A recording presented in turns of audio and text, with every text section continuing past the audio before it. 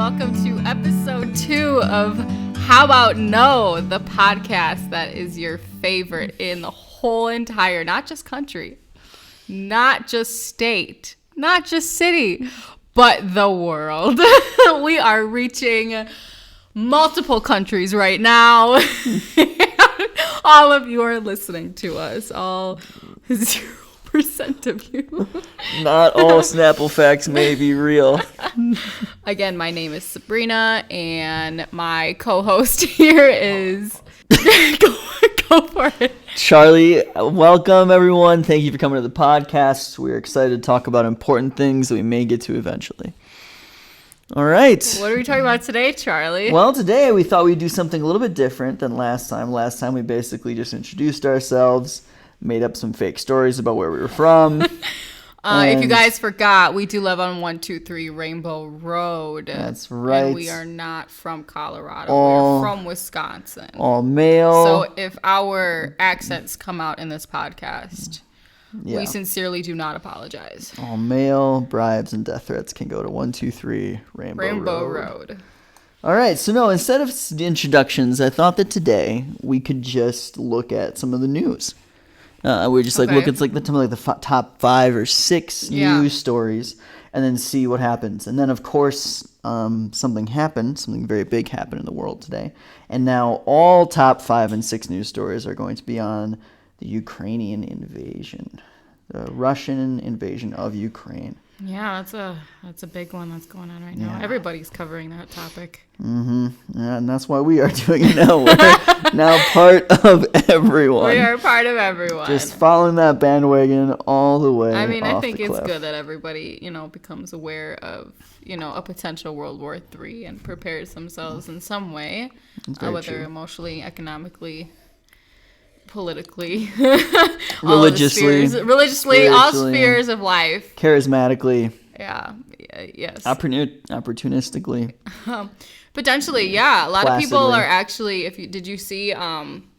Amazon's getting flooded with a whole bunch of merchandise for I Support Ukraine. No way. Yep. So, even amongst all of this, what's his name is getting lots and lots of money. What's his name? That's owner, CEO, or was CEO of Amazon. This isn't going to make us look good at all. No, it's fine. Everybody hates him. Who is the owner? What the heck? I do know. Yeah, right? I know it too. I can't think of him. He's so irrelevant now. So that's okay. Hold on. No, I'll figure it out. We are currently looking at Jeff Bezos. Although it actually says Andy Jassy. Now it is Andy Jassy, but CEO. Now before it was Jeff Bezos. It used to be good old Jeff. I guess good old Andy is getting a lot of money. Your Colorado's coming out. Oh, my Colorado.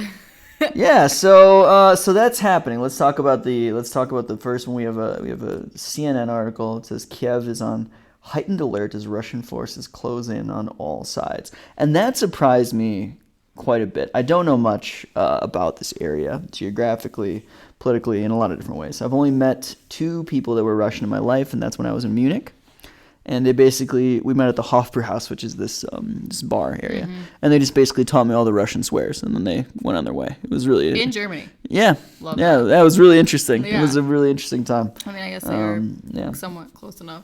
So. Well, they were traveling the world, these people. But the Hofbrauhaus is like a very famous pub in Germany. I've heard of it. In Munich. Obviously never went when I was there. So. Yeah. You meet people from all over the world. Like we went there 2 nights, and the first night we met some Germans, which was really cool. But we were actually surprised when we met them because it's a very international place. It's very so touristy. Speaking English then, or most people were speaking English. Okay. Yeah, inside of that place, it's very touristy. It's very touristy. It's pretty cool.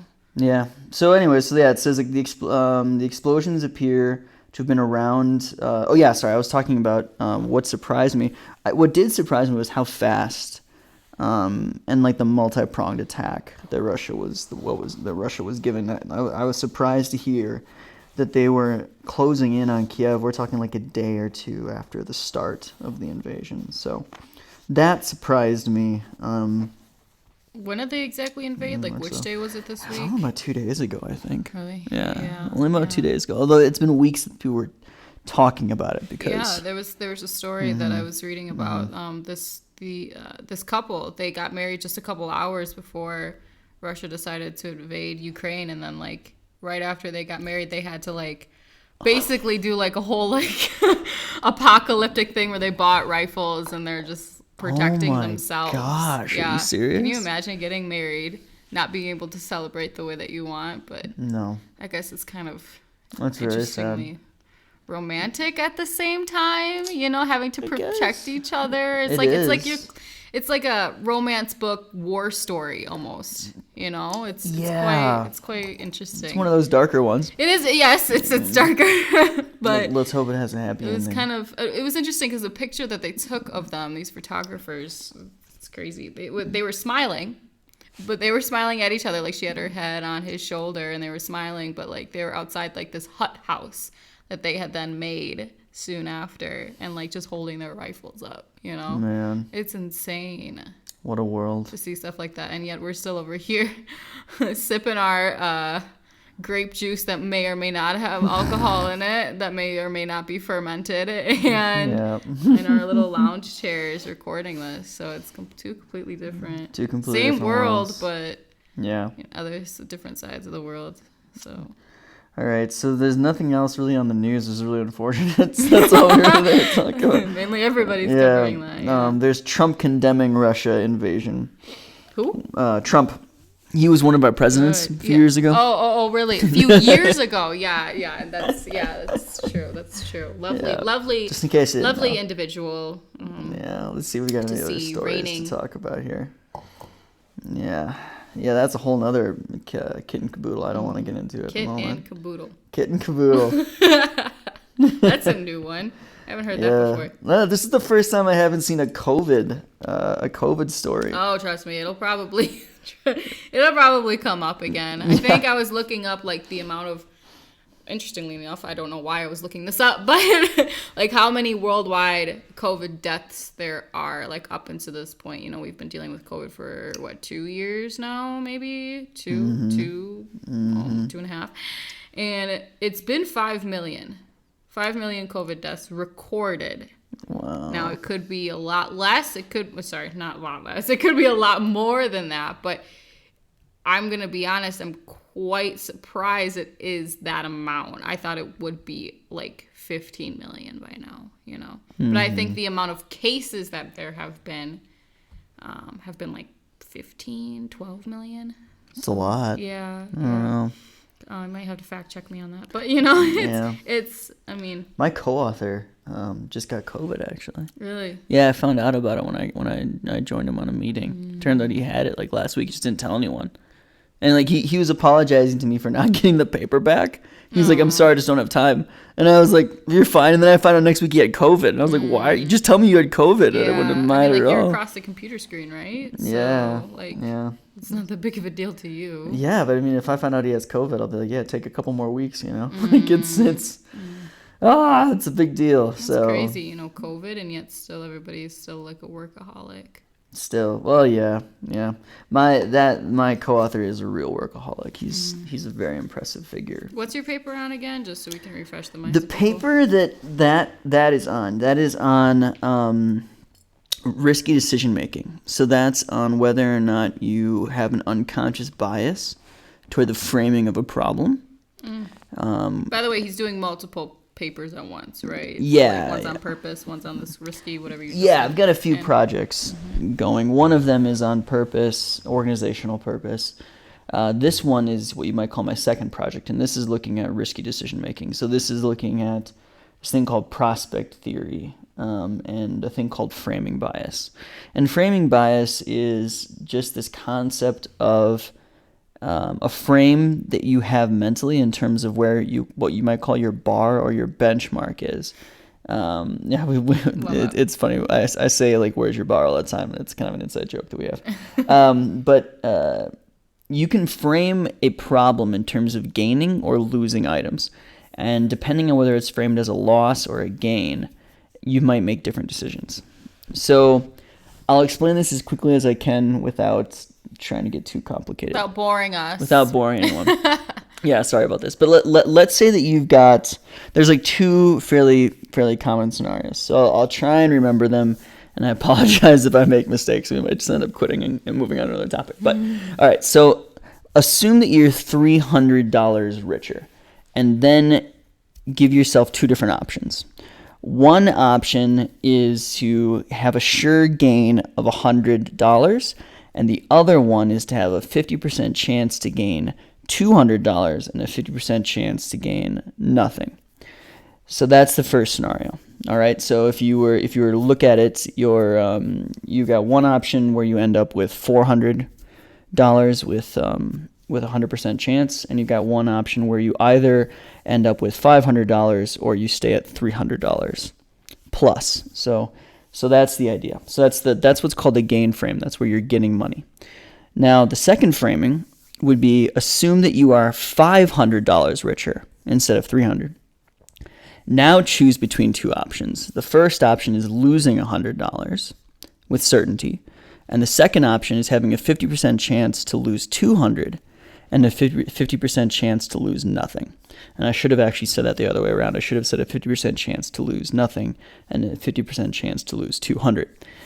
But regardless, in this scenario that I just said, you have the exact same outcomes. You have one option where you have $400 with absolute certainty, or you have one option where you either have $500 or you have $300 with a 50-50 chance. So in both scenarios that I just talked about, you have the same outcomes, but one of them is framed in terms of gaining $100 or betting $200 or nothing, and the second outcome and the second framing is framed as losing $100 or betting the loss of $200 to the loss of nothing. And when you ask people these questions in these different frames, you'll find that when they are given the question in a gain frame versus a loss frame, they make different decisions. People are more risk averse in a gain frame than they are in a loss frame. So people will be more likely to choose the option of gambling when they're in the loss frame and they have a chance of losing $200 or losing nothing, versus the gain frame when they have a chance of gaining $200 or gaining nothing. They choose the sure option of gaining $100 instead. So it's a really interesting concept. It's been tested and retested multiple different times. And the research project that I'm doing is looking at how that framing bias is impacted by the degree to which you like someone else. So if you like someone more, are you more susceptible to that framing bias or not? That's the question. Yeah. That seemed very confusing, but that's actually the best I've ever explained it. No, that makes sense. It's actually really interesting. Is it just you and one other person, or like how many people are on No, this? there's 4 people on the project. There's 4 people on the project, but 2 of us are really spearheading it, and the other 2 are playing more advisory roles. So, yeah. So, like, you've been working on another paper, right, for 7 years, right? The purpose paper? Yeah, that's the purpose paper. So, what is one thing that you've been able, like, the most interesting or impactful, or just one thing, the top thing, right, that you've been able to take away from this whole process, or just your research in general? Literally anything. Sorry to put you on the spot here. No, that's absolutely fine. The reason I was smiling, just for those who can't see my face. The reason I was smiling is because one of the important things about publications, when they're trying to review whether or not your document should be published in like the journal that you're submitting it to, is that you don't have the findings already publicly declared. So I feel like I have to be very discreet about what I'm saying I've gathered. Gotcha. So my findings have to remain more secret at the moment, unfortunately. But I will say that one thing. I've just gotten through a literature review on definitions of organizational purpose. And I came away amazed at the confusion that there is around this concept of organizational purpose. It's just ridiculous the way that people treat this term. It's amazing. Let me explain. You can say I have a purpose in a dictionary definition type of way, like just my reason for doing things. And if you think that regard, then heck, making money could be your purpose. This company is here to make as much money as possible, profit maximization, right? And in fact, you could argue that purpose is actually good for society based on some Adam Smith Wealth of Nations type of idea. You could say that we have a purpose that serves society. You could say that we have a purpose that we find internally meaningful that doesn't serve society, but we don't care because we feel it's meaningful, right? You could have a purpose that's not meaningful but serves society. I found something like 22 definitions of organizational purpose inside the academic literature, just for management, finance, and law. And it's a real cluster, it's really interesting. But even then, the way that you talk about it can be used differently. So if I have a company and they say that we are purpose driven, they could mean that we have a goal that our company is pursuing, like that's serving society. Or they could mean that we're motivated by purpose. When we're purpose driven, it's not the goal. It's our subjective feeling that we're doing something greater in the world, right? So a lot of people will make a distinction. A lot of academics will make a distinction between whether purpose is a concept, like an organization level, like idea, kind of like freedom or safety, or whether it is a subjective perception in the minds of the employees about the impact of their work, and that creates differences too. And then you can say things like we're purpose driven. And what you mean is, while we go about doing our business, we're just doing good, in every way that we can. And this time we look at, gender equality. In this one, we look at empowering youth. In this particular program, we're looking to save the environment. And you just have whatever you think you're doing, because it's basically, when you say I'm pursuing purpose, you just mean I'm pursuing generally good things by societal standards. Or you could say I have a purpose that's very specific, right? So like, what is it? An animal rights society, right? An animal rights society isn't focused on environmental stuff. An animal rights societies, usually focus on the rights of animals, So companies will differ on this. They'll say I am a purposeful company, and they just mean this broad concept of doing good in general. And then you'll have companies that say I'm a purposeful company in that I have one specific purpose that I pursue. So my takeaway from the literature, from academics, and the literature, and the not literature, but the artifacts from practice, is that this idea of organizational purpose is just a real cluster. It is just messed up some way, in like so many different ways. Like there's work to be done just to clarify what people are even talking about in the space.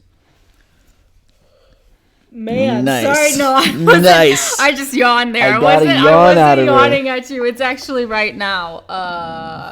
With my glasses on, I'm blind. It's like 9 something. It is not. It is 9:04 p.m. It is way past my bedtime. Covering it up, grandma.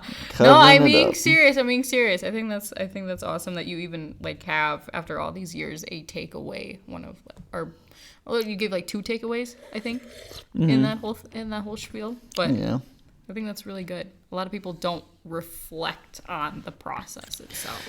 Yeah, well, most academics I know, they'll kind of tie into one strand and then they'll just defend it, and then they'll just pretend that the other strands don't exist. So I think it's nice that I got to look at a decent amount of definitions. So that's good. So yeah, okay. Here's one. Will you be my dad? Girl surprises. This is a news article that he's looking at. Girl surprises groom with adoption request at wedding. Just a random girl? I think so. 12-year-old Ariana stepped up to the altar where her mom was about to get married and surprised the groom with an enclosed envelope. Oh, I've seen stories like that or videos cute. Of that. The person that isn't their mom or dad that they're asking, it just breaks down. It's a really heartfelt moment. Yeah. I mean, I can't relate, obviously, but I'm sure. Well, how would you respond? To let's make asked a different. To be somebody's parent? parent? Let's make it a different scenario.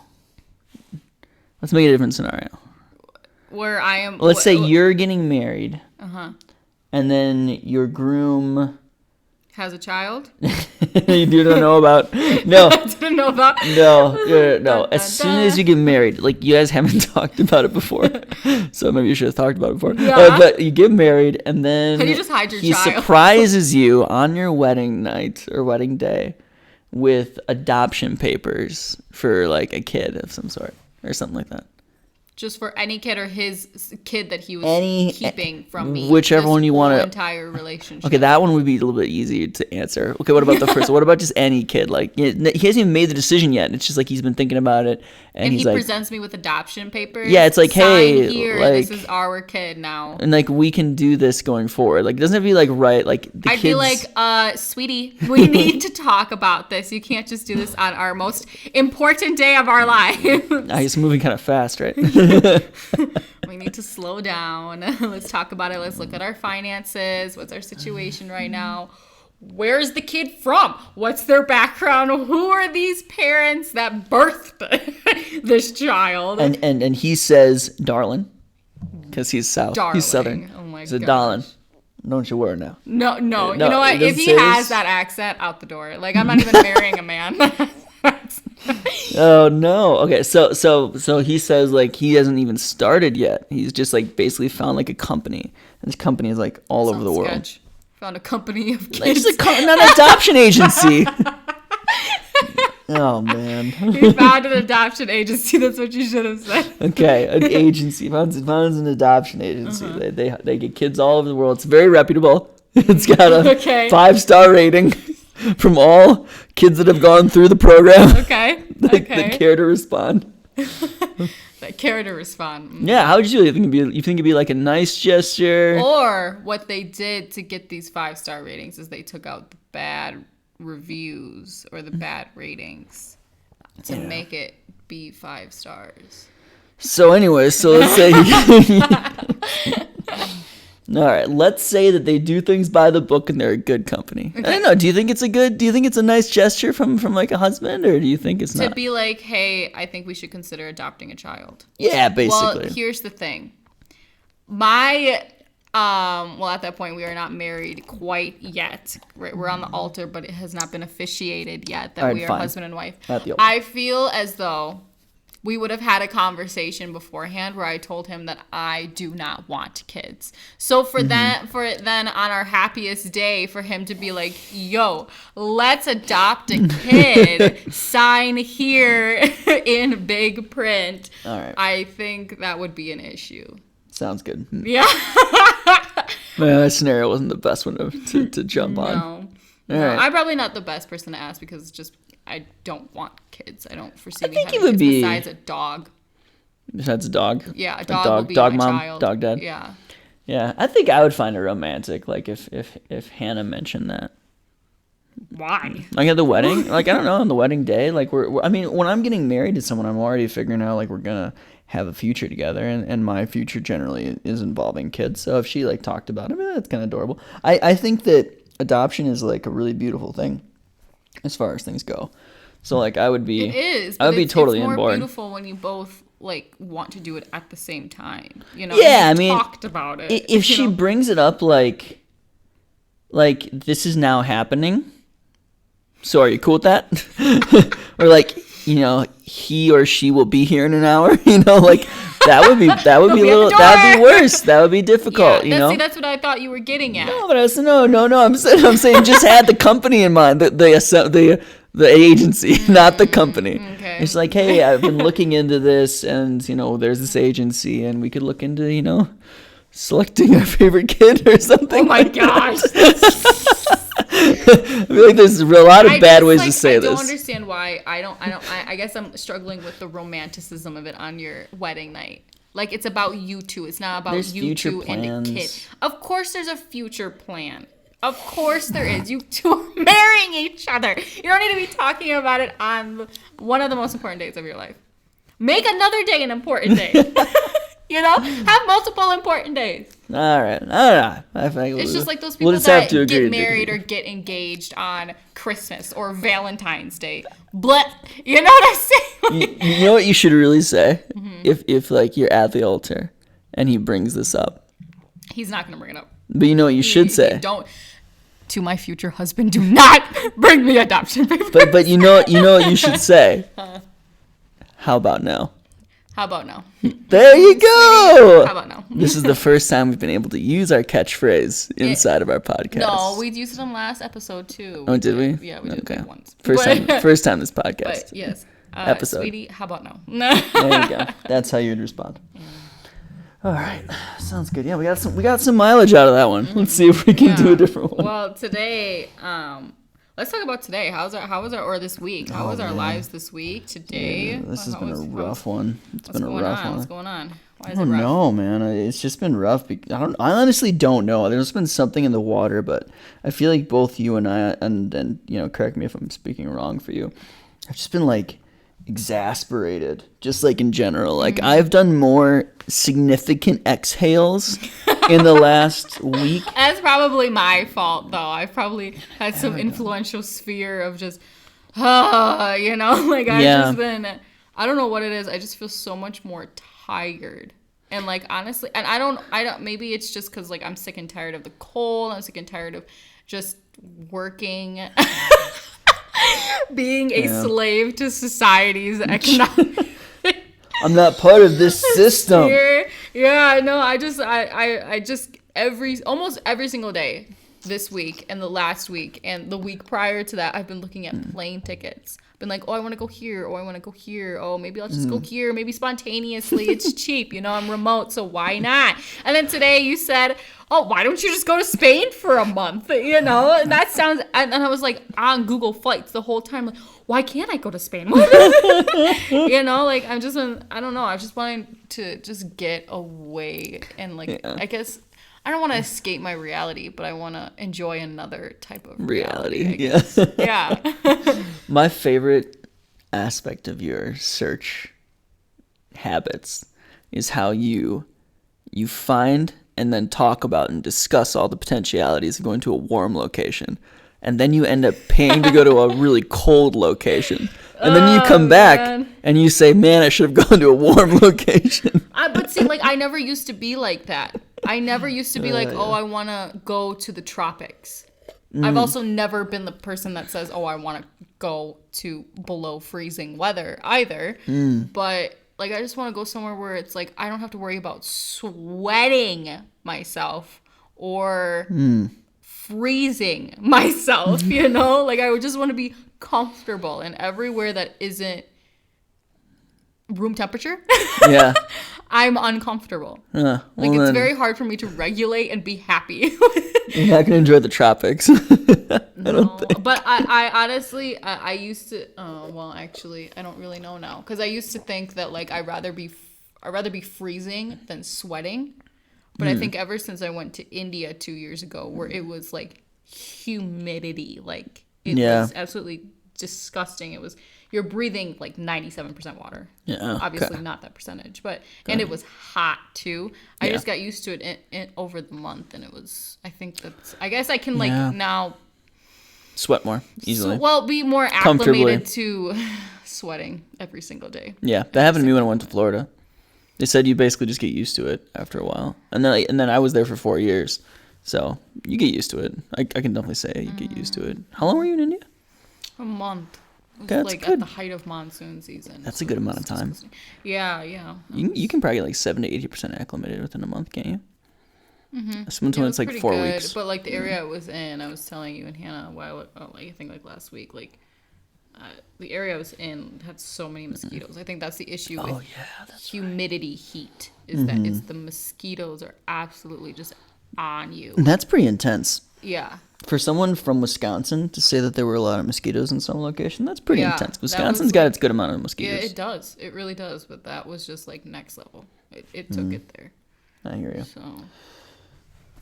So that's where I've been with, the past 3 weeks.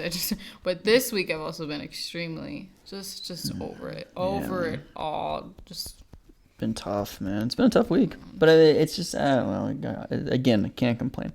All the news that I have is about Ukraine, and we really have it easy over here in the comparison. So I really shouldn't be complaining. But yeah, I hear you. It's exasperating. We all have our own struggles, though. So, you've got bombs. I've got a purpose paper.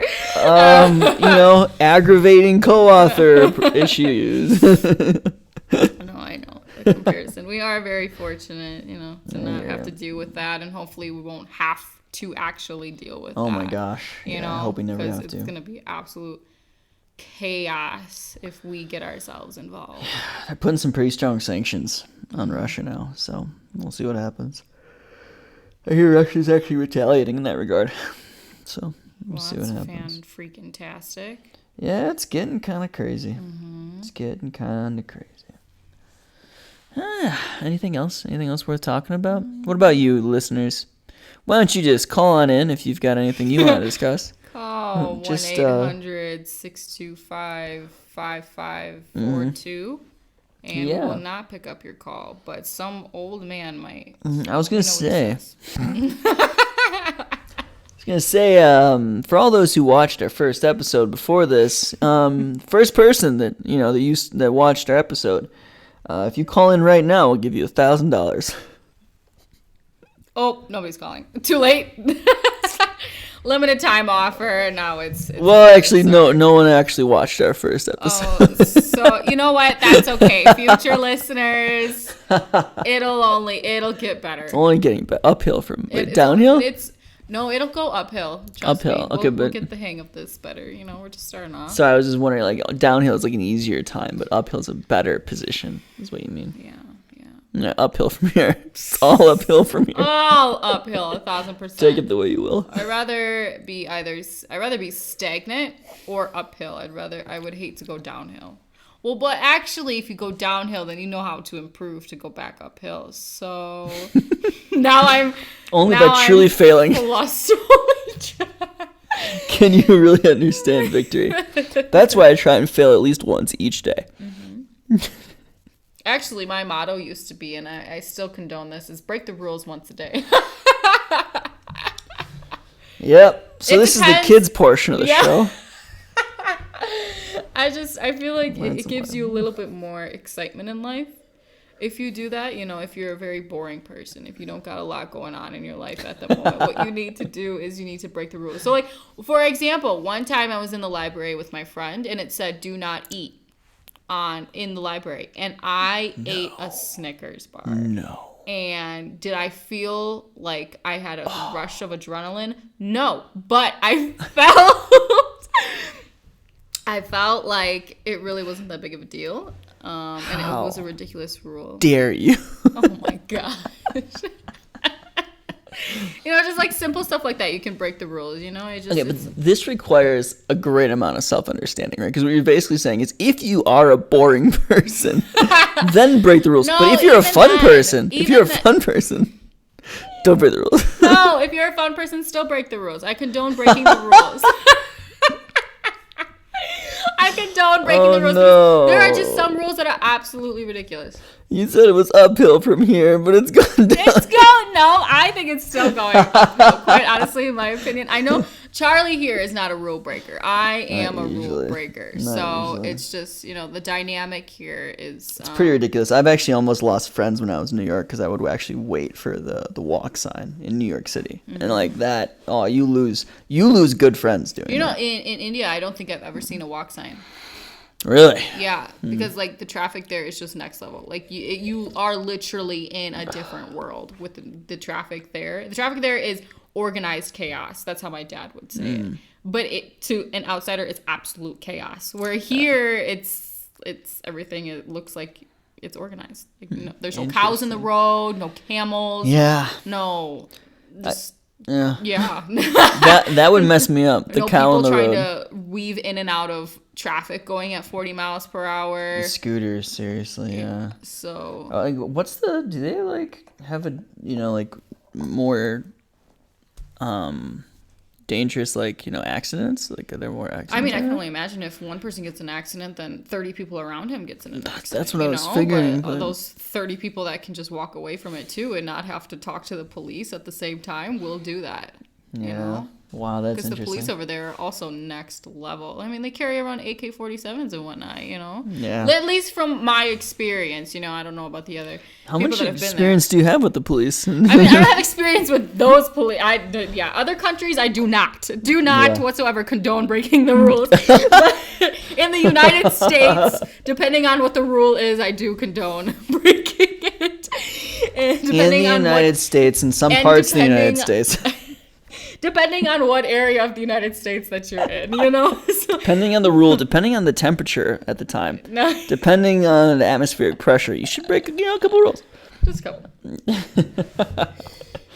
Yeah. And on my end, I'll just give different advice. You just do what you do. Try and obey as many rules as possible. Okay, so we are back. Sorry about that. We had some technical difficulties. No idea what happened, but that's okay. We're back. And we actually realized that we've been talking for a good, half hour. Time flies when you're in good company. So I think we're gonna end the podcast. I don't know. Do you think that's a good idea, or do you want to keep going? Yeah, no, do you have anything more that you wanted to talk about? I think if there's, I think we can leave that for the next episode. Yeah, That's right. So many more important things to talk about. Yeah, just of course. on the docket. But we'll get to it later. Thank you so much for coming to this podcast. Thank you for listeing to the podcast. Thank you for listening. For those that didn't listen, thank you as well. Mm-hmm. And we hope that you're all having a great day. For those of you that are in Ukraine, we hope you're all safe. And anyone with families related to you, our hearts are and our prayers and our thoughts go out to the families that are affected by this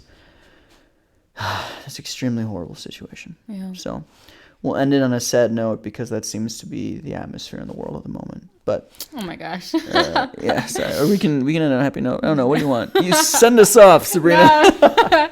Like Charlie said, thank you all for listening, and we hope you come back to listen to episode 3. How often should you shave your How often should you shave your legs? Are you saying that because my legs are shaven No, right now? that's not what I Man, said. it's been a while, but we'll leave that for episode 3 as to why I have not shaved in quite a while. So thank you all so much once again for listening, and cue the music. Bye.